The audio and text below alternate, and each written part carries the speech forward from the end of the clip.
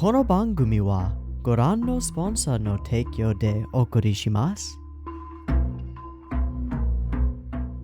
Alrighty, welcome everyone. I'm Teeaboo and I am here for Mushoku Tensei episode 7. Last week on Mushoku Tensei, we hung out in town for a little bit, taught Eris and also Ghislaine a little bit of Mahika, and did a bad thing. Also, we met the grandfather, who is an amazing tsundere grandfather, and apparently like a carbon copy of Eris, but, 40 years older and male, and he's amazing.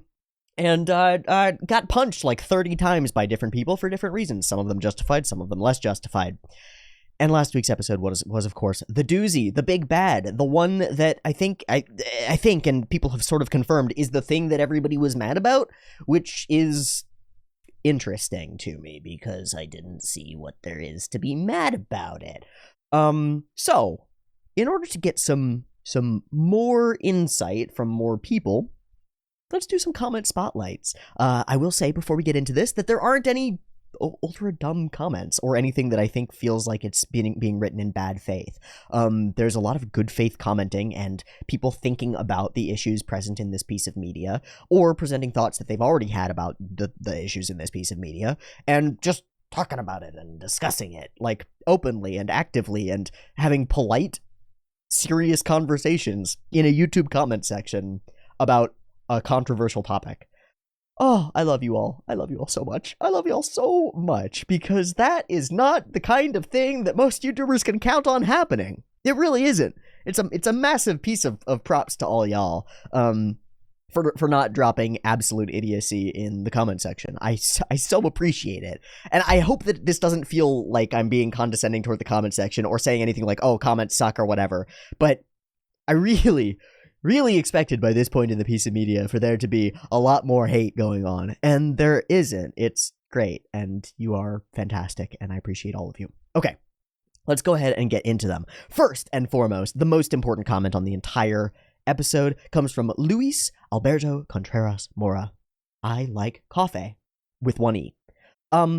Good for you, Luis. Get the fuck off my channel. It's a tea only. No, I'm kidding. Whatever caffeinated beverage you choose, please enjoy it, imbibe it, and join me with it in hand as we journey further into Mushoku Tensei. Nickmer writes, I think Eris beating him and then not talking about it again comes down to how Eris and Soros behave in general. They have a problem. Violence is the solution. I think she actually believes that since she beat the shit out of him, they're even. He got what he deserved. Yeah, maybe. I mean, and somebody else mentioned this elsewhere, it's the classic slapstick pervy loop, which is the perv does a pervy thing, and then the girl punches him in the head, and we see him in the next scene with a big wart on his head or whatever, right? Like, that's the classic loop in every shonen, is the boy does a pervy, and then the girl hits him with a newspaper, and then everything's fine. And so it's more of a meta thing, really, than it is an actual in-world thing, I think. It's the expected loop. It's the expected way that this scene plays out. But it does sort of justify itself within the world, because it does seem to be precisely the sort of thing that Eris and Soros do. They punch people when they're mad at them, and then it's over, and then it's just done. Like, punishment has been given out. It's fine. BE2EO responds to that. I think you have a good point here. Eris beat the shit out of Rudy for assaulting her, so she doesn't feel permanently aggrieved. Had she not, or waited for someone else to avenge the injustice, she probably would retain more psychological trauma. Or maybe it's just a cartoon and I'm overanalyzing it. Yeah, both. Quite possibly both. Especially because it's a cartoon from 2 decades ago, and this stuff wasn't as in the forefront of the collective consciousness, and there wasn't a Twitter mob to talk about these things. So, maybe it's just a cartoon and we're thinking a little bit too much about it, which is a seriously reasonable perspective that there are a couple more comments that we're going to get to that have that perspective or are critical of the way that I'm being critical of the show. And I do want to address that because I find it interesting. But let's continue. Nick Moore also writes, canceling shows that touch sensitive topics in whatever way they choose to do it is just plain stupid. People need to talk about them. Artists have been using their platforms to a great extent to make people talk about sensitive topics. Why are we going back to the problems we had in the 70s and 80s when rock and metal were the devil's music and everyone who listened to them was a Satanist? This is a good analogy. Or like Dungeons and Dragons is demon shit. Stay away from it. Like, what? Even then, that brings up something that I think is interesting that's going on with D&D right now. This is a weird aside. I'm sorry to tangent off, but it is kind of relevant because it's in that same sort of cancellation space or like fear of cancellation space. Well, there are a couple things going on. One is there's currently a lawsuit between Wizards of the Coast and TSR LLC, which is like the fourth iteration of TSR, the original Gary Gaga. And they're trying to make their own game that's based on Starfinder and is like, or not Starfinder, Star something. And it's like, there are problems with it. There are some problems with it, racist-wise, and like racist-wise, there are some issues. But D&D over the last year and a half or so has been removing a lot of the aspects of their game system that I think they think could be like cancelable. And it's part of a move by Wizards of the Coast to deculturalize and sort of sterilize Dungeons and Dragons. And it's interesting, and I understand why they're doing it. Dungeons and Dragons is becoming a haven for people who feel like they're excluded or marginalized, and it's a place where they can express themselves and blah, blah, blah. And all of these things are excellent and wonderful. But I feel like some of the bite of the worlds of Dungeons and Dragons are being taken out of them. Where's the villainy? Where's the real evil? Where's the shocking horror? I think that sort of stuff is necessary. I think the idea that there are full species of people who just want to murder you is pretty interesting, actually, and very useful. And navigating worlds where that is actually genuinely the case, and figuring out whether you want to fight in those wars, or side with the orcs, or figure out a way to perform diplomacy with this culturally deeply different group of people, those are interesting to me, and it feels like taking them out is taking the bite out of it. And the same would be true for a show like Mushoku Tensei. If you take out Rudy's flaws, if you take out his continued failure to grow, if you take out his struggle, then what's the fucking point? Then it's just what I've criticized, partially incorrectly, this show for being in its entirety, a pure power fantasy. If Rudy doesn't struggle against something, then everybody would want to get isekai. And maybe everybody does, right? But real life isn't like that. Real life has struggles. And real life has people who are bad, like actually destructive or evil. They exist in our real world. And we might not want to believe that that's true, but it is. And it strikes me as a bad idea to sterilize and sanitize our media, because it strikes me as a way to become unprepared for the real struggles out there in the world, the real things that can really happen. I think that media that portrays and investigates human evil, the broad spectrum of harmful, destructive behaviors that humans are capable of, is super duper necessary. That kind of media is super necessary for preparing people for the possibilities of things that they might face in the real world. Like, if Oyasumi Punpun, which we read on Tuesdays, would not be a useful piece of media if it weren't about the struggles and failures and disgusting thoughts and foolishness and stupidity and self-destruction and other destruction of characters within Punpun universe. Like, it wouldn't be useful. The reason that it is what it is because it demonstrates flaws and failures in a way that we can learn from them without having to go and do them ourselves, so that we can see them and go, ooh, that's what happened to this character when they did that? That's how they feel about doing this? I don't think I could do that. I might identify with the urge that he had, but the consequences are brutal. That's useful. And it's useful because even when Punpun gets away with something or whatever, it still destroys him. I don't know. Nickmer continues their comment. One other thing I don't get is why when a show depicts SA, it's canceled almost automatically, sexual assault, and shows that feature torture, murder, genocide many times by characters who do it just because they enjoy it. Everything is fine, no problemo. Have we become so desensitized to violence and gore that it doesn't bother us anymore? Psuar Mobius writes, Rudy's actions are worthy of punishment and measures to prevent it from happening again. That's what everyone I know and I watched reactions agree on. But what most of Mushoku Tensei detractors fail to consider is the degree of punishment and moral judgment are relative to the implicit and explicit cultural norms. This is another world and another society where it is very common for people to kidnap, assault, and kill others, similar to most of our history. So much so that Eris can happily smile when while people's heads explode, and she is quite used for other kids to not respect boundaries. It is not being covered in the anime, but in the novel, other kids did worse things to her, even when she was younger, and she responded with similar violence. That's not an excuse for Rudy. He's mostly applying his past life morals in the new world, and for that reason, he knows it is not okay to touch other people against their will. But at the same time, his social experience was distorted by the lack of real socialization, and he mostly applies his game and eroge knowledge for most of his decisions. And we saw last episode how risky that is, but it is hard to change decades of thinking patterns, and one of the reasons MT is one of the most grounded coming-of-age animes out there. Stellar. As a comment, there is a different degree of moral judgment in a different culture. And there are a number of other people who comment on this relative to Paul talking about his experience with Lilia, or Rudy telling us about Paul's experience with Lilia. That sets a baseline of what's morally acceptable.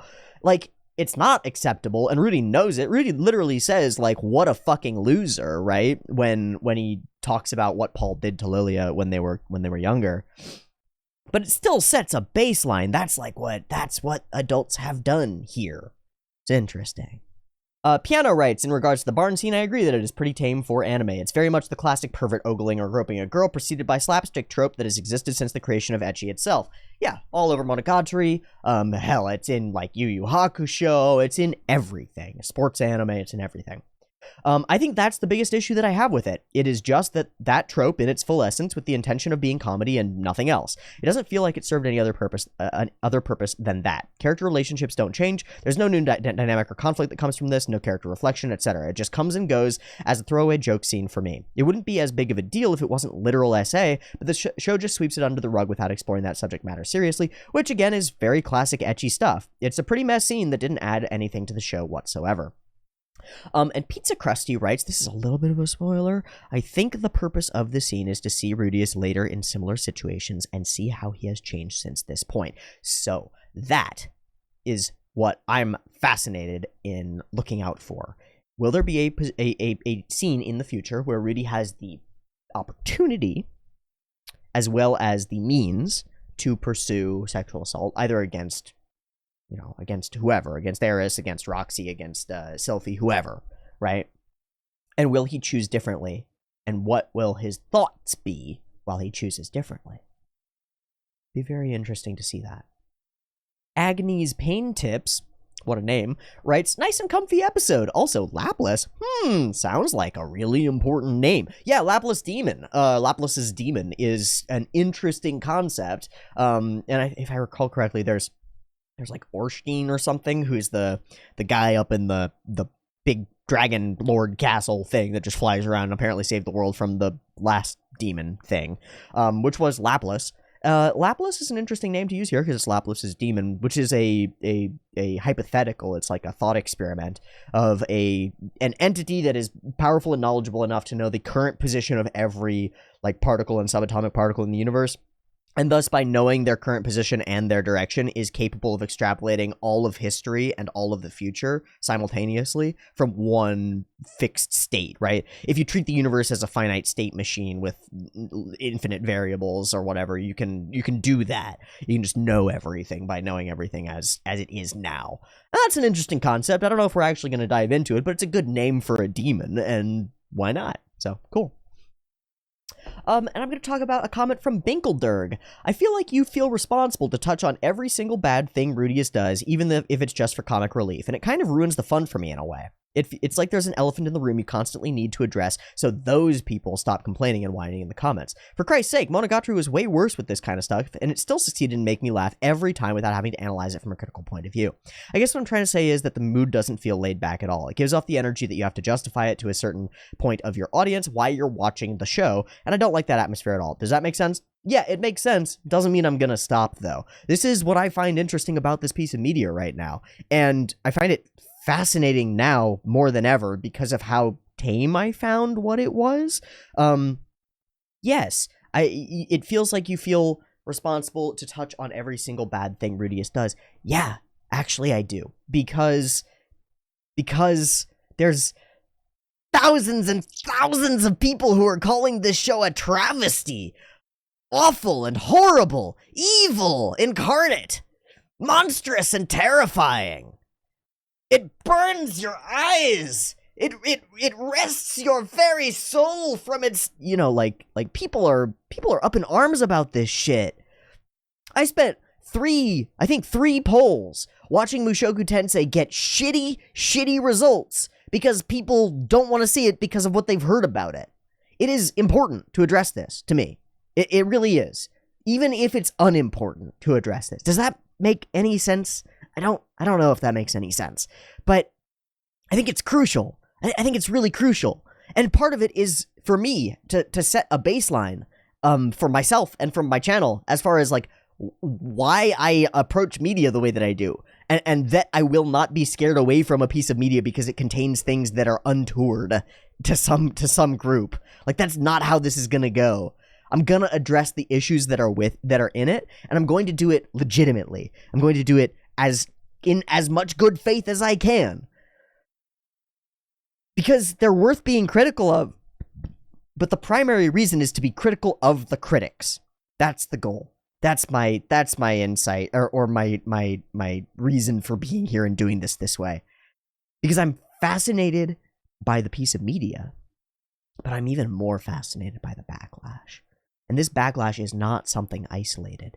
Again, this isn't isolated to Mushoku Tensei. This is the now. This is the current. Cancellation over sexual content, sexual assault content, or content that is viewed as in any way incorrect politically, in any way politically incorrect, is capable of destroying people's lives. Okay? So this is where I'm coming from with this. If I don't address these issues properly, then I am acting in bad faith, because my goal is to criticize. My goal is to analyze. My goal is to talk about what I find valuable in media. And one of the things that I find valuable in media is depictions of difficult subjects. And I don't want that to go away. And so, talking about it in a way that justifies it, maybe I'm preaching to the choir. Because nobody who's watching this is one of those people who's like, I fucking hate this show, it's evil. They're gone. They're not in my comments anymore. They're not watching anymore. They showed up for episodes 1 and 2 to drop some mean comments and some dumb comments, and then they left because they're not interested.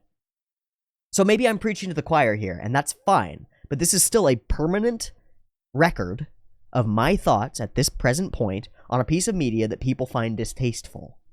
And I need to get them out. I need to talk about them. Because it's the only way that I see to address these things. You end up, when cancel culture takes off on a piece of media, you've got a couple of options, right? Your options are, you go along with the flow of the cancel culture and say that thing is bad without ever watching it or experiencing it or whatever. You just assume that people are criticizing in good faith.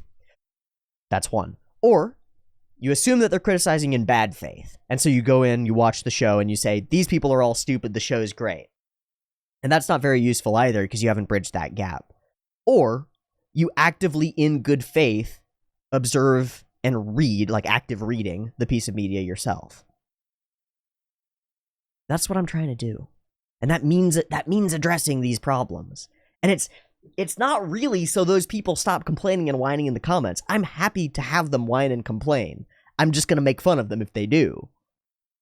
on either side, right? If somebody makes a stupid comment about how Rudy is the king god and should be assaulting people more, I'll make fun of that shit too. But I need to address these things. I need to. I feel a need. It's a compulsion within me. It's why I chose this show. Is because I thought there was a chance that this would be an opportunity to talk about this broader cultural issue that we're dealing with, which is a scary cultural issue. Coming into this show, there's a chance, just by watching this, that it could ruin my career. Do you understand? Like, the fact that I'm watching this show could lose me subscribers. Could if I do it in bad faith, one clip taken out of context and circulated on Twitter can get you destroyed.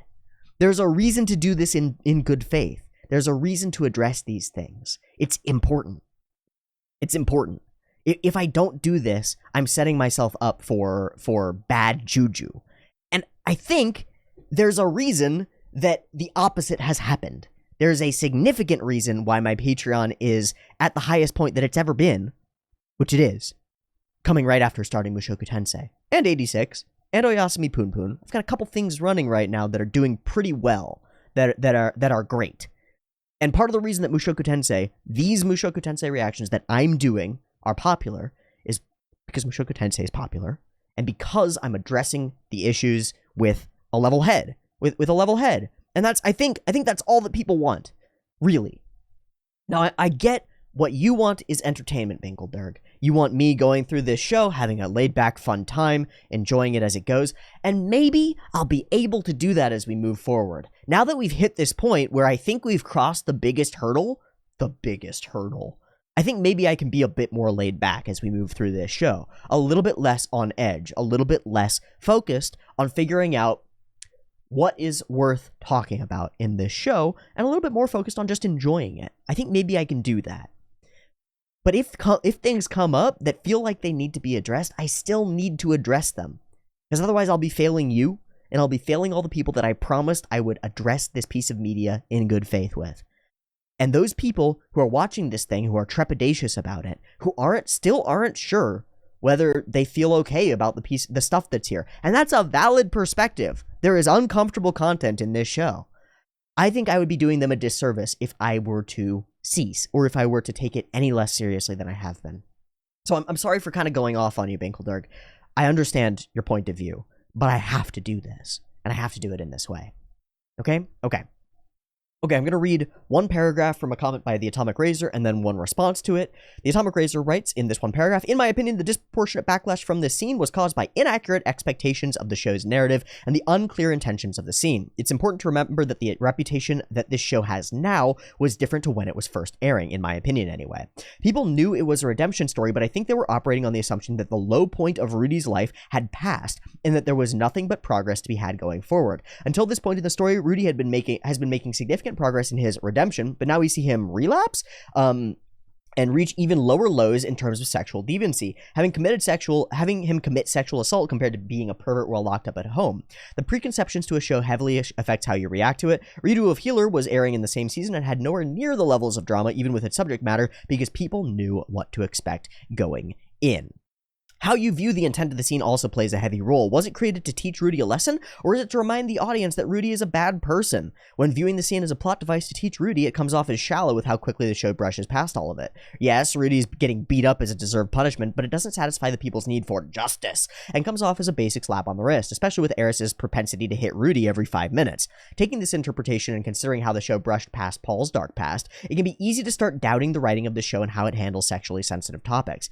Back when the show was airing, I remember this episode making me reconsider if I had misinterpreted what kind of redemption story this would be about. Was this show only going to tackle redemption in a social context, Rudy getting a job, leaving the house, socializing, etc., and limit the sexual deviancy to only a personality quirk in the subject of comedy? And the response to it, Julian Alberto Arce Sanchez writes, "That's how recovery usually works. 2 steps forward, 1 step back. But I guess people really don't want to acknowledge that." Bada bang, bada bing, a bada boom. I think that was perfect layup into dunk there for the two of you. Both of you get 100,000 internet points for the Atomic Razor and for Julian Sanchez as well. The idea that this is a redemption story and it's all uphill from the point that Rudy gets transitioned over is an unrealistic idea. But it's exactly the kind of idea that a lot of isekai go for, isn't it? Isn't it? It's exactly the kind of idea. The idiot, useless guy from blah blah gets isekai'd and suddenly he's a superhero magic man with all the girls loving him and they all love him, and the king loves him and wants him to marry his daughter, and he's gotta fight the demon lord, and he's got far more interesting to have a show where a person who has been a failure for their entire life continues to struggle with themselves. You know, like reality. Like reality. Hey. So here's a question for you. You got anything about yourself you don't like? Like I don't know, maybe a tendency to procrastinate, or some sexual habits that you feel are you know, you may feel guilt about, or you know, you eat too much, or you eat too little, or you just can't stop eating candy, or you're addicted to nicotine, or you're addicted to something else, or, you know, whatever. I'd like you to do something for me. Just pretend like your life changed completely, and then completely stop doing whatever that thing is tomorrow. Forever. Just stop. Just, like, stop, man. You know, like, just stop. I give you a week. I give you a week before you fail again. Rudy made it a couple years. This is how people work, right? It's how people work. People don't change immediately. Even if they get transitioned into another body, it's not going to change immediately. Not even close. Even if this is a redemption story, redemption is a process of struggle. Not an easy thing. Not a snap decision. If it were an easy thing and a snap decision, it would be fucking easy, right? You know, like religions will tell you that redemption is fast and easy. Oh, give yourself to the Lord, go to confession, and you will be redeemed. Yeah, but there's a reason that the Catholic Church requires confession frequently. It's because you don't stop being bad. You don't go, yes, I have accepted true glory and good things into my life. I will be good from now on. And then you're gonna fail. It's how people work. So yeah, expectations of Rudy seem to be a crucial element here. I think those are some great comments to highlight it. Okay, long intro. I'm sorry. There were some things that needed to be talked about. I really feel like there were some things that needed to be talked about. I'm sorry. I will chapterize this video so that you can just skip it, I hope. Thanks for sticking with me. We're going to move on. And we're going to move on and actually watch episode 7 of Mushoku Tensei. So go ahead and give me a second to get everything synced up, and we'll be back to actually watch it. All right, welcome back. We're good to go for Mushoku Tensei episode 7. I've got the episode up and ready to go. It's sitting at 0 seconds. There will be 2 versions, picture-in-picture in the description, timer on YouTube. If you'd like to sync up with your own timer-based version, you can totally do that. Just get your copy ready, because the PiP timer countdown will be coming at you now. Also, like, comment, subscribe, and Patreon. Okay, PiP timer.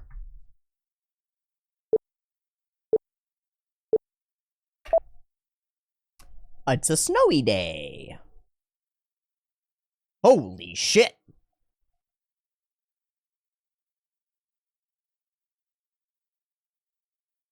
Holy shit.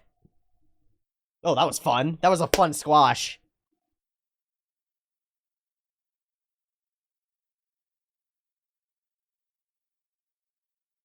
Pretty sick. Pretty sick. Yatta! Aww. Huh? Oh, you suck. Oof. Oof. Dun, dun, dun.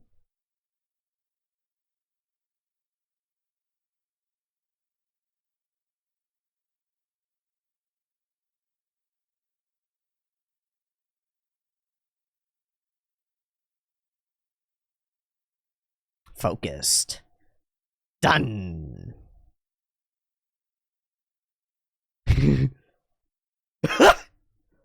Eh. You can't help that you're wrong. Ernest.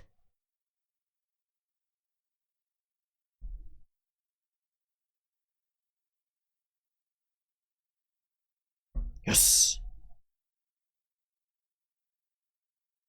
Oh. Hola.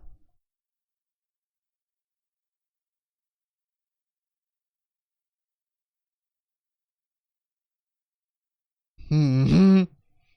Yeah, terrifying. That girl with magic? Yikes. Hi. Why? What's that about?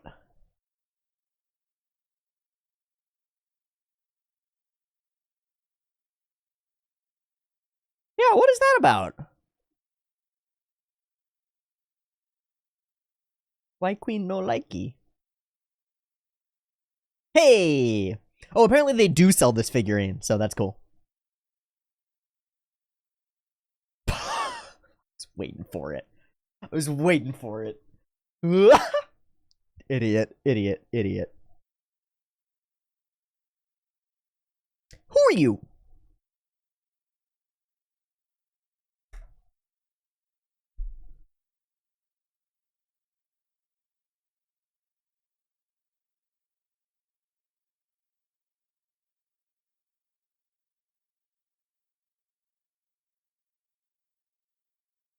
Yeah, something's gonna go wrong at this 10th birthday party. Hmm. What is that? What is that figure in the corner?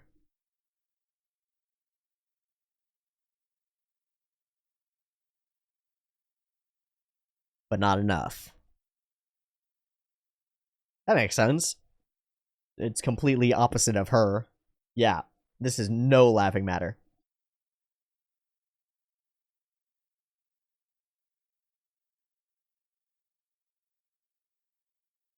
Hmm.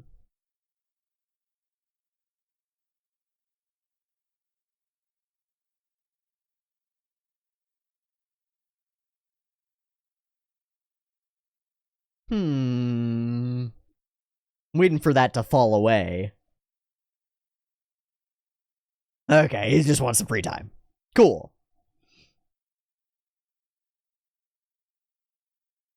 Hmm. More world building. What other continents are there? Is there a demon continent? There better be. Let's go Hunter x Hunter on this shit. Oh, yeah. Yeah, because you love beasts. Yeah.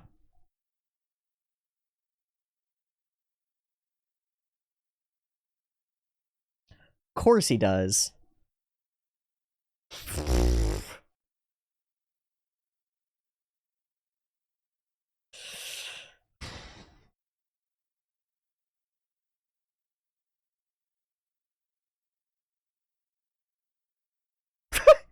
They really like Beastkin.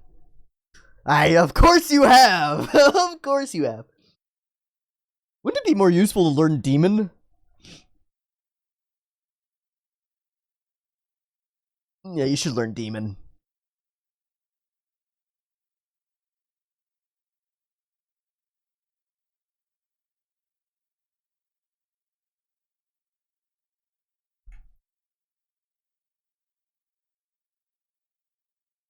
Battle God? Yeah. Yeah, absolutely. While you're still plastic. Oh, transition. Transition. Springtime. What? Yeah, it might have a completely different grammatical structure.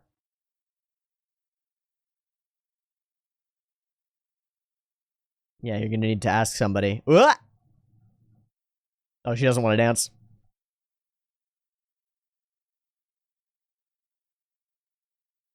Little curtsy. She's got 2 left feet.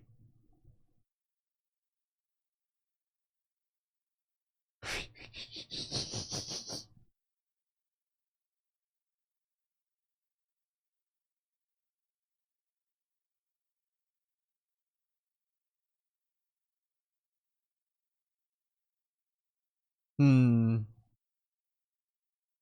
Hmm. It worked so well for you. There goes all my free time.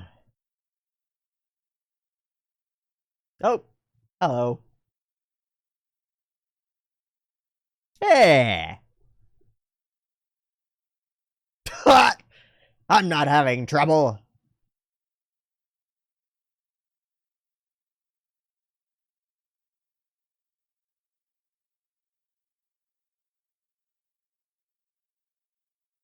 Yeah, I don't need dancing. What? It's your party. Yeah.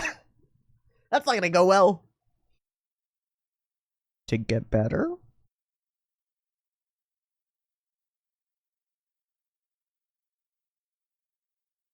Stay away from everything you feel bad at. Dry up like a husk.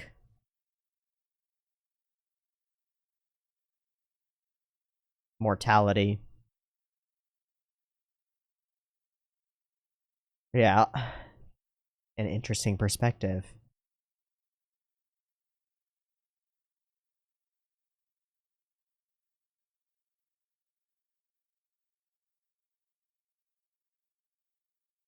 Gotta keep on going.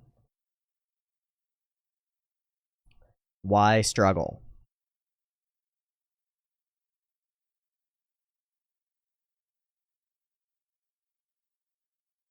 Good line.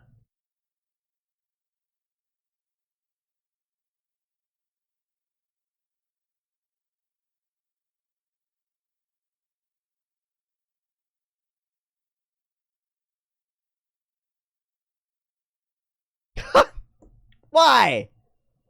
Why? Can we cancel it for that? Can we be upset about that? Utterly uncalled for violence. Hey, we haven't gotten a humph for a little while. I feel sad. Need more humph in my life.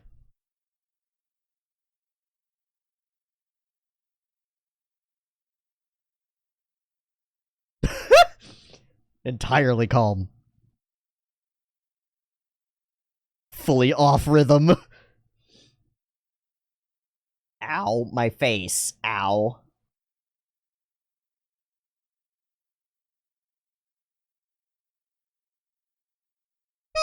Hey, we got one. Ah, learning languages.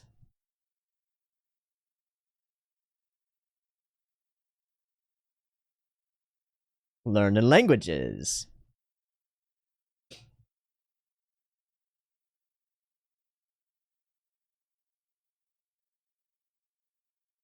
Are those wax? They must be.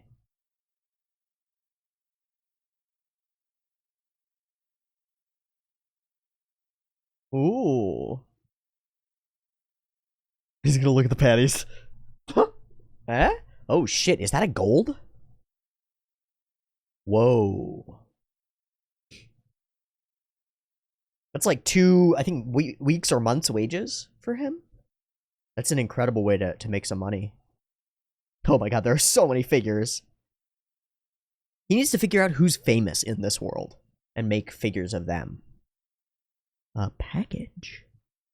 What's this?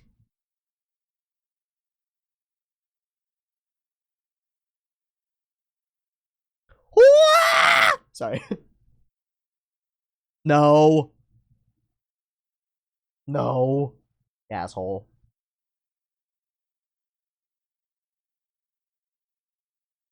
Sweet.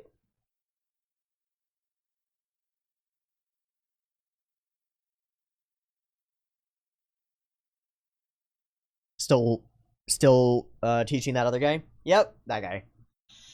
Really?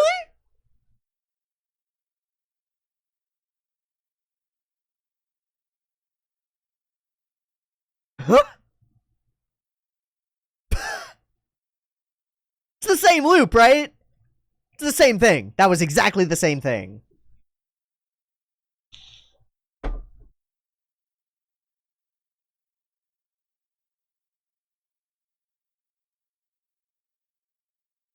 Nice. That's so sick. Thanks, Root. Or thanks, Roxy. What? No, idiot.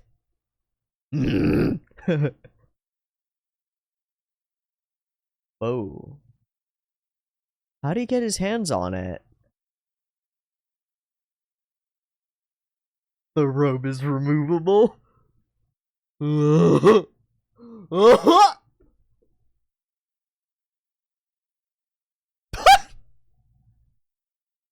That's awful. Yeah, that's awful. Yeah, for sure. That's crazy. That's crazy awesome. Yeah. Huge effort.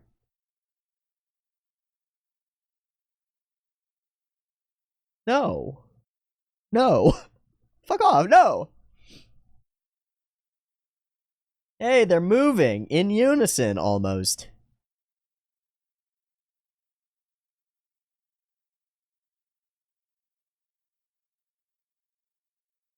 It's tomorrow?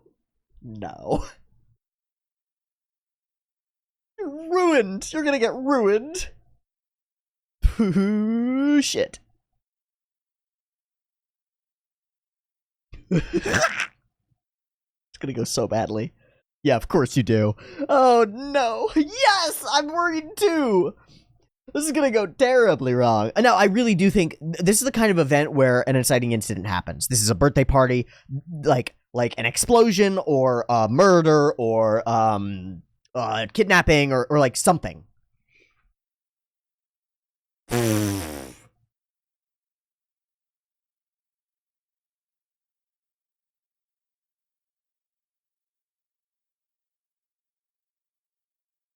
Sweet. Sweet.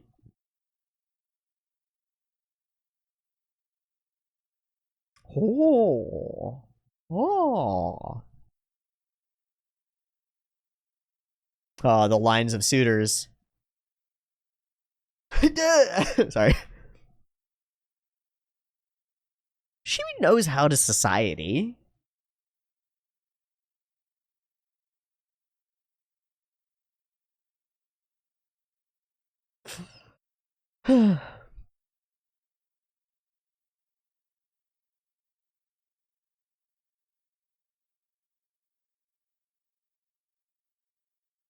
Everybody has to dance with her if they want a favor from him. Or his favor. Alright, child, go for it. Now this kid's gonna get punched.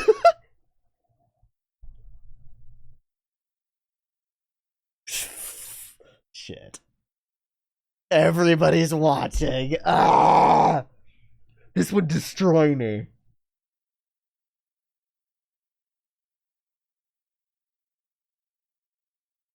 This is a way more complicated step than they... Uh-oh.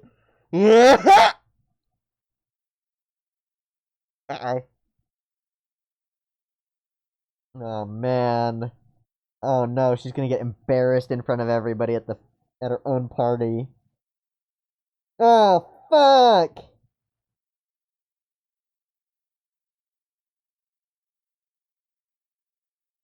Rudy! It's time for you. Yep, Rudy. Rudy's gotta step in. This is the way. Whoa.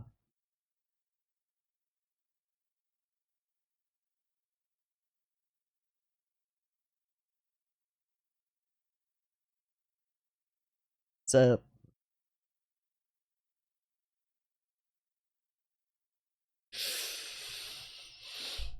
He's a familiar partner. Wait, is this bad? What faux pas did he just commit?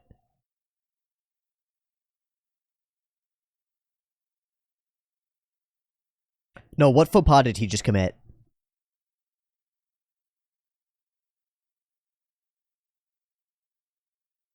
They dance so admirably. Ah, shit! Yes, she's terrified! Everybody's watching.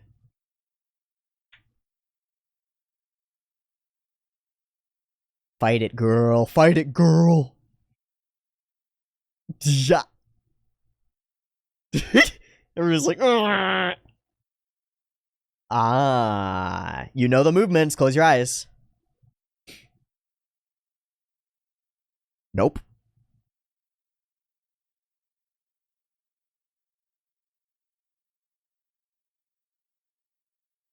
Ooh, we're gonna choreograph a battle instead?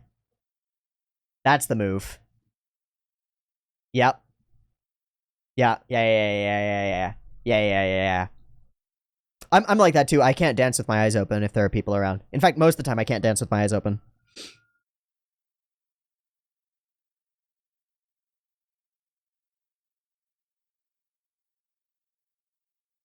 Close your eyes! Fuck! You're gonna ruin it! Ooh, fun CG. That's well done.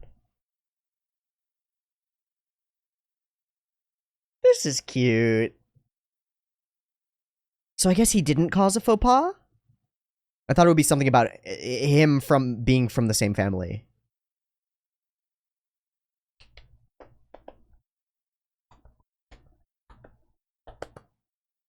Hey, fuckers, why aren't you clapping? Fuck sticks, why aren't you clapping? Yeah, there we go. Woo!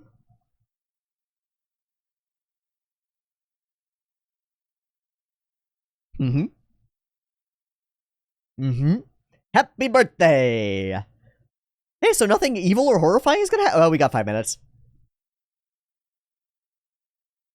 Step, step.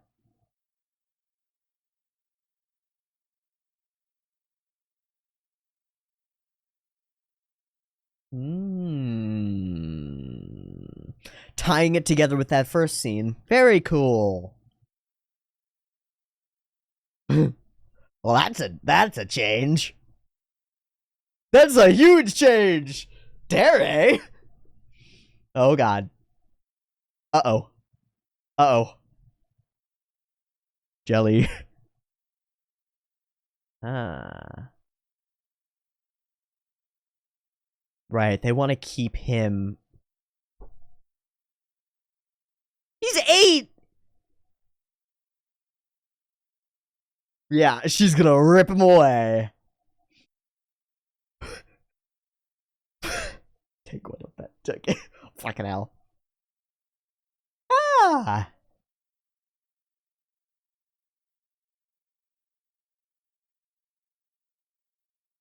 You want a statuette? Sick. Oh.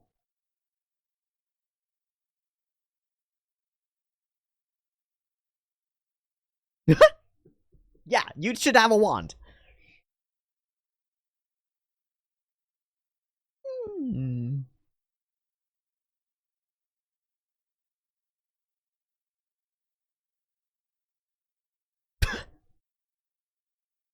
Hmm. Whoa.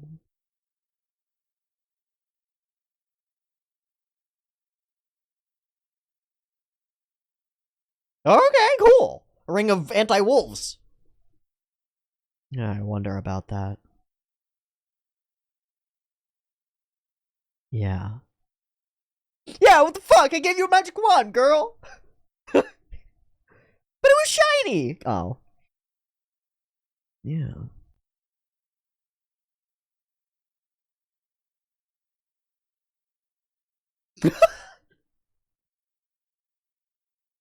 I don't want to know the rest of the story. Yup. Oh, boy.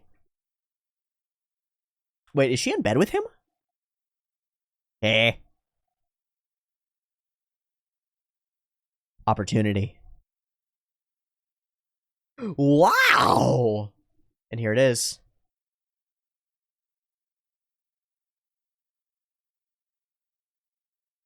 Student. Huh.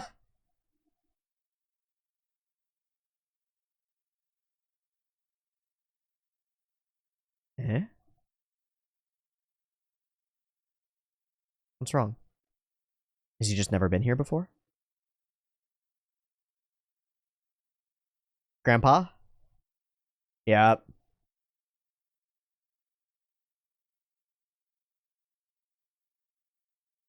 Okay. I was scared for a second that it might be Grandpa and the mom. No.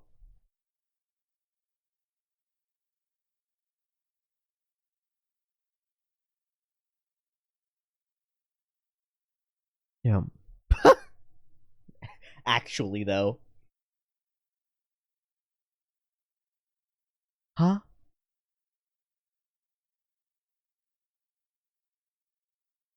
Huh? What? What?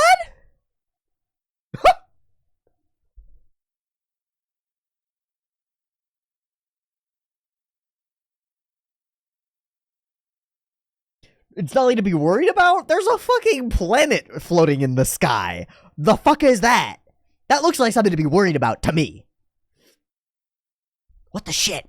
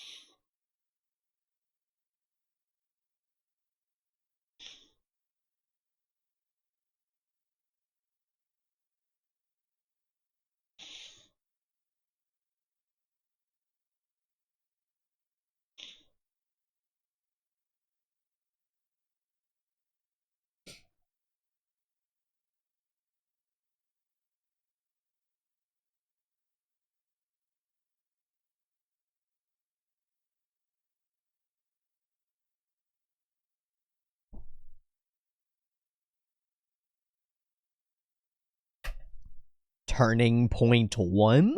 Looks like I was one episode off on my inciting incident comment. Seems like something interesting will happen next time. Very good. Not that nothing interesting happened this time, because this episode is chock full of interesting things. We start off with a stellar-looking, I think, piece of combat that, unawares to me, is set up for something later. We watch, also, boing, sorry. I'm a pervert, too. I can't help it. Yeah, these moments where she is ducking and dodging here, there's a lot of emphasis on them, and there are some very fun squishes, like squash stretch stuff, in this sequence. Yeah, really, really cool, really, really fun and dynamic and well choreographed, and I want to see more fighting like that. I like it a lot. And also seeing the sort of mentality that we have. Gosh, I still love these just calm sequences during the OP. And this is the core of the episode, I think. It's the evolution of the relationship between these two characters on multiple fronts. This front, where he tells her all of these are wrong, and she goes to punch him and doesn't, and holds back. Huge development for her, right? So she channels her rage and her anger into fixing them, into actually being earnest, right? It's not Rudy's fault that they're wrong. It's hers, and she's able to recognize that. That's growth. That's immense growth, right? This was a child where everything everyone else did was wrong, and she could have no flaws. Now she's capable of recognizing where she needs to work harder. But that only goes so far, and it goes to where she's willing, right? It goes to where she's willing. All right, so fireballs, doing magic, this whole thing, and we get this face from her regarding Rudy. I do wonder if it's regarding Rudy, or if it has to do with Ghislaine, because they're both in this frame. Rudy takes it as being about himself, but I wonder if it's about Ghislaine instead, because she's Beastkin. That's my thought. I mean, her husband fucks Beastkin, right? Her husband's the younger one, not Soros, right? I'm pretty sure. Yeah, interesting thing there. All right, so the fact that this has the removable dress and the panties is, of course it does. I like meeting this character. I think also this is the only non-Beastkin servant that we've had here, which is interesting. it's interesting. She's the dance instructor. She's a teacher, at least to some extent, or like court functions and culture teacher, and she's not Beastkin, which tells us something more about the caste system that might be present here. And there's a bunch about that in this episode. We'll get to it when we get to it, but there's a bunch about Beastkin. From the final scene where we see Soros fucking a servant, right? Which is fraught in and of itself, you know, like there's a power dynamic there in play. There's that servant cannot say no, effectively. So, however it played out, there's some gross shit there. It's kind of gross.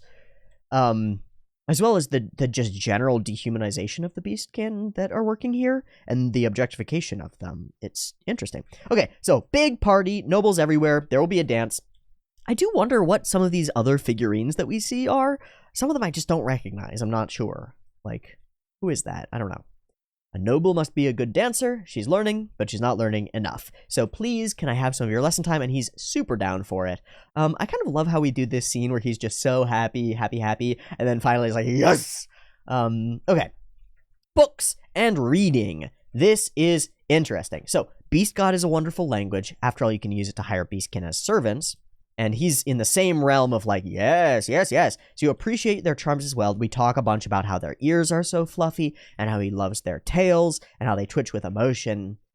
And every time we do it, it's they, right? There's no individuality, there's no humanity. It's just their physicality and their physical features. They're viewed as objects of pleasure. Their purpose in this location is to please this family, right? There's something about that that's not quite right. You really do have gray rat blood. Very interesting. Okay, and other books. And a letter to Roxy talking about languages. And then we do the time skip, which is great. I love how willing this show is to do time skips. Battle God is manageable, but Demon God is totally different, which is fascinating. And Eris runs away. So we've seen this before, Eris running away from something that's difficult. And the answer is she's being difficult, and she's worried that she's going to embarrass herself at her birthday. And so please convince her, please. All right, so we go here, get kicked, and talk it out. She does classic avoidance behavior. I don't need it. It's hard. But she won't admit that it's hard. I don't need it. It's useless. It's like the kid justifying that they're never going to need to do their math homework. No. But you might need a high school diploma to get a job, dude. It's your party, you can't skip it. You have to do this. And this is such a good question. Why do I have to do things I'm no good at? It's not fair. Especially in a world where she's got servants. Right? Why do I have to do all these things that I'm not good at? Can't I get somebody else to do it for me? You can. But the lasting ramifications of that will be your own weakness. You will never become good at it. And most importantly, you will never train the skill of training skills you don't like training. And that's the most important skill to have. It's discipline, right? Why do I have to do things I'm no good at? Because there are lots of things you're no good at, and you're going to have to learn how to do all of them. Or at least a lot of them. So it's best to start now and get over that hurdle of, but I'm not good at this thing. Fucking learn it. Fucking try. That's something that I should take away from this. There are definitely some things in my life where I'm like, I'm just not good at that. I don't want to fucking deal with it. It's a worthwhile thought. He looks down and he sees this grasshopper being carried by ants, which is mortality, right? It's death and loss. I know how she feels. That's how I ran away in my old life. But I know she'll regret it someday.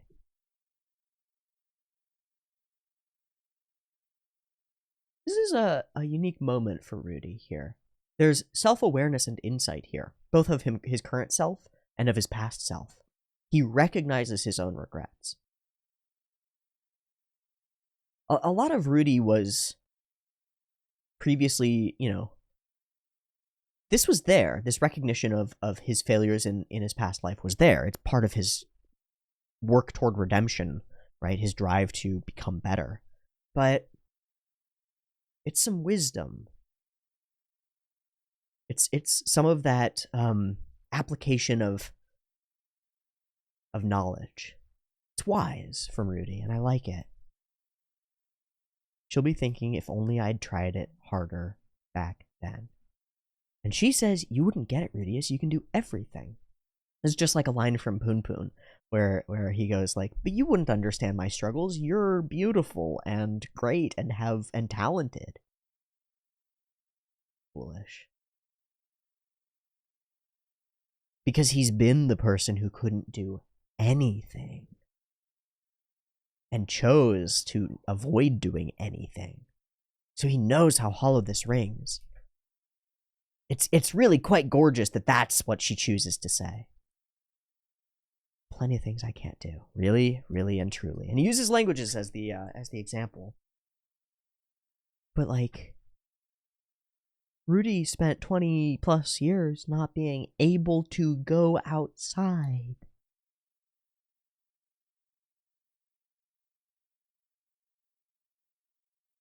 Decades not being able to talk to a person. Rudy knows what it's like to avoid.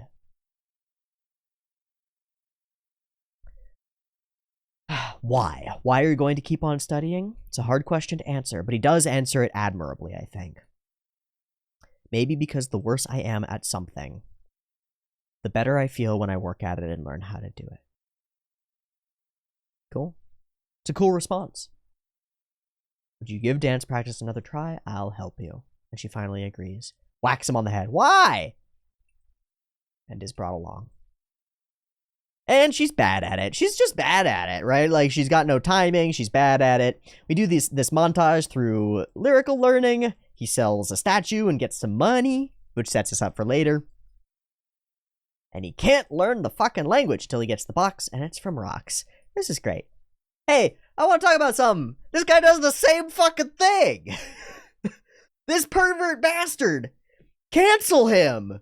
Cancel him right away. It's the same loop, right? Pervert boy. Girl ignores. Girl lights him on fire. Slapstick accomplished. And then the same thing, he goes up to do it again, and she threatens him. And then he shows her the thing and rubs it all over his face like a creep. Fucking weird and creepy, but fascinating. I love that Roxy sends him this book. I love it. I love it. He admits a struggle that he's having to somebody that he's close with, and she assists him of her own volition. He didn't ask her for help, right? He just told her that he was having trouble. He was just open and honest with her. And the result, you know, we've talked about how karma in this world doesn't work like karma, right? Like it you don't get insta punished for everything bad you do, or insta praised for everything good that you do. But Rudy being open and honest with Roxy leads to him getting the thing that he wants. There's something to that that's poignant. I like it. I like that moment. I don't like that he says, I'm going to make her let me lick her feet, which is gross, but fine. So we dance it out. Good luck. And we get to the party, and it's great. Oh yeah, we see that Beastkin. That one. She's the one who will be in the tower later. Interesting. Because we've seen like 3 or 4 particular ones. And slick back hair Rudy. Hair up in a thing. Her. And we start the festivities with the dance. Do you want my favor? Go and do it. And she sucks. And he takes a tumble, and she's pissed. She doesn't want to fucking do this. So Rudy does the only thing that Rudy can do and steps in to take the dance himself. And we get this moment from the father character, which is curious to me. You've done it now, Rudius. I wonder what that's about. Because he tells him later that he should be trying to lay low. And there was that thing earlier about, like, the kidnapping being him. And there was that thing earlier about, like, somebody with the gray rat blood being a powerful blah, blah, blah. These are all things that they shouldn't know. So, getting up into rumors is interesting. And it goes fucking poorly. She can't dance until he has her close her eyes. This is cool. It's cool to me in particular because this is something that I find to be true of me. I'm a rather good dancer. It's a weird thing to say about yourself, but I'm not trying to be arrogant when I say it. I'm rather good at it. I'm rather good at understanding where my body is in space, and I have good proprioception, like good knowledge of where I'm at. As well as a relatively good sense of rhythm. And I've taken dance classes for a good period of time, and was part of a b-boy squad in college, and I've done dance for a while. I can't fucking dance with my eyes open. Never been able to. I can learn like a choreographed dance and then accomplish it with my eyes open. But if I'm just freestyling, I can't. I can't because I need to be able to figure out where my body is in space. And that works for me best when my eyes are closed. So I find this interesting. It's for a different reason, clearly, but I find it interesting. In this case, we have her close her eyes so that she can live in her own imagination, and so that she's no longer boggled by all the people watching her, which I think is great. Then there's one scene in this sequence that goes full 3D. This is kind of cool. They've like triple, quadrupled up the fuzzy filter, and then they've put it on top of an actual, like, it looks like they Gaussian blurred everything, right? So they've blurred the whole thing as it moves past us in the background, and they set our characters onto this 3D stage. This is a full CG 3D stage with these cardboard cutout characters being placed in different locations. I can't tell at the moment whether there's any three-dimensionality to the characters themselves. Yeah, there is. There is actually, yeah. They're fully three-dimensionalized. You can see as the dresses move and stuff. This is really well done. Now we do remove their feet from the frame here, right about here, so that we don't have to deal with them, because actually matching the feet to the spinning of the texture is going to be hella hard. This shot reminds me of something that'll be weird to say, but it reminds me of the Symphogear XV Hibiki Tachibana henshin sequence, where we've got the big rotating field and Hibiki is taking step punch, right? Like getting all her like orbs together and combining all her armor. It really reminds me of that as she does this like kata in the middle of the thing. We've got these characters dancing on this spinning pavilion that creates a really lovely sense of movement. We bring sort of a spotlight in and bring the camera into them so that they just share this joyous moment together. It's lovely. It's really quite lovely. They manage it, they stop it, and they hold for way too long before applause. But they get the applause and everybody's well done! Wee! Woohoo! And he explains what he was doing. She needed to delay her timing as though it was a feint. Sure, I don't get the explanation really, but I don't care. What I need to get is that Rudy thought about the way that she was actually approaching this and figured out how to apply what she is good at to what she is bad at, because what's really going on is a mental block, right? This character, Eris, is physically adept. Again, like, it's sort of like what I was saying before, she's capable of understanding where her body is in space and of moving her body in adept ways. Same way that a martial artist is in control of their body, or a swordsman is in control of their body, or a dancer is in control of their body. So there really shouldn't be anything that stops her from being okay at dancing, because she's got the physicality for it, and clearly the ability to time things. It's just that it needed to be put into a different context, a different perspective, and Rudy is capable of doing that, and it all works out. Glorious, wonderful, groovy. I really like that. I think it's good. It's Rudius's insight into this character and willingness to think about what she actually does and cares about and thinks. The moments that he spends really considering what to say to her and how to do that allow him to help her. It's really good. "I'd rather you didn't stand out too much" is a line from him that I still think is interesting, as is "if you take one to bed, don't get her pregnant." I'm sorry, when do balls drop in this world? Because is it at 8? Like, what the fuck?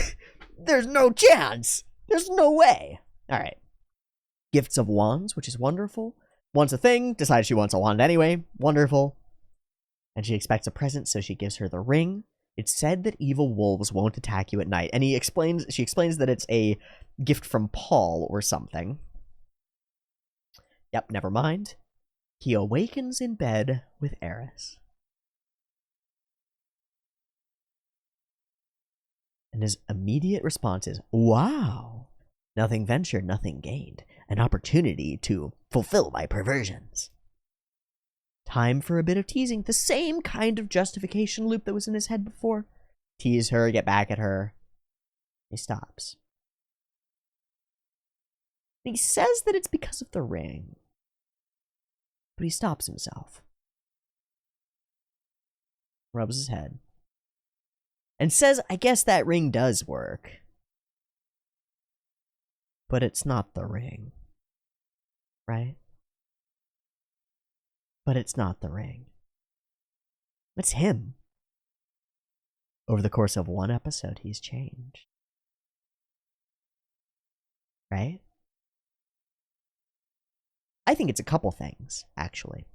In terms of theory. There's no way to theorize or really understand what Rudy is thinking here. He just stops and then goes, I guess that ring works. But it's not the ring. There are a couple things. One, respect. I think he respects Eris more. And two, and I think this is more important than the ring, she's holding the wand he gave her. This isn't some brat girl that he doesn't know. This is his student.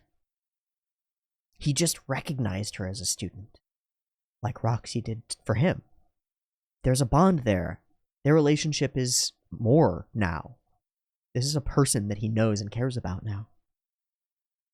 And so he doesn't assault her. Now that's a pretty low bar, right? Like, oh, you care about this person so you don't fucking grope them. It's a pretty low bar. But it is a bar. It is a standard. And that's growth. I think it's really well done. Can you imagine stopping this show after last episode going, this is who Rudy is, he'll never learn anything.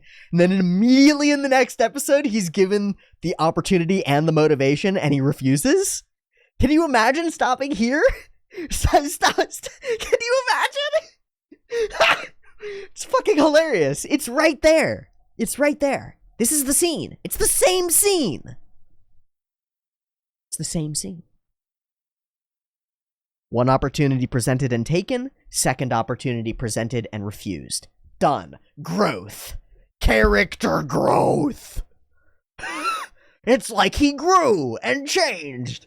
Magic. Amazing. The simplest storytelling. It's like... awesome. So he goes for a walk, sees a thing, heads up to the top of a tower and hears oomph, oomph going on. Is noticed. And... that Kemo no Min Mi gets up and flees from the room, embarrassed. And he does a perv smile. I like this well, not so much like, but it's an important moment. My apologies, I see I interrupted you, and he just goes, no matter. Because it doesn't matter to him, he doesn't give a shit what you think, and it doesn't matter to the girl, because she's not a person with feelings, right? That's what's really going on here, right? That's what Soros is saying here, right? It's really no matter, man. Fuck the embarrassed girl. This is her job. This is what I have her do for me. Haha. Welcome to the Grey Rat family. Paragons of virtue. Yeah, sure. Paragons of virtue. Fucking their servants. Probably cheating on their wives. Not known, but probably. And telling 8-year-old boys that if they take any girls home, they should make sure not to get them pregnant. Look at that, Rudius. And he goes, wait, this guy seems different. Post not clarity? Which I think is hilarious. What is it? I don't know, but it's nothing to be worried about.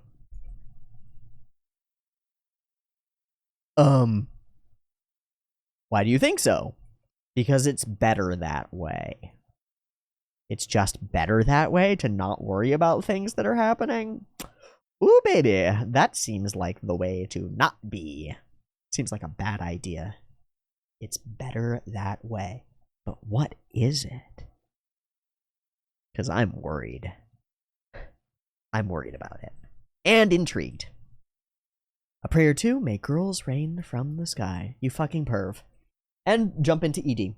Hey, guess what, guys? We're done with another episode of Mushoku Tensei, and we made it through. And also, guess what? It was good. It was good. It built the relationship between these characters more, and also served to establish, like, society and societal expectations of these characters, and also to move along the training that they're doing toward a future something that, it seems, might be a turning point in the next episode.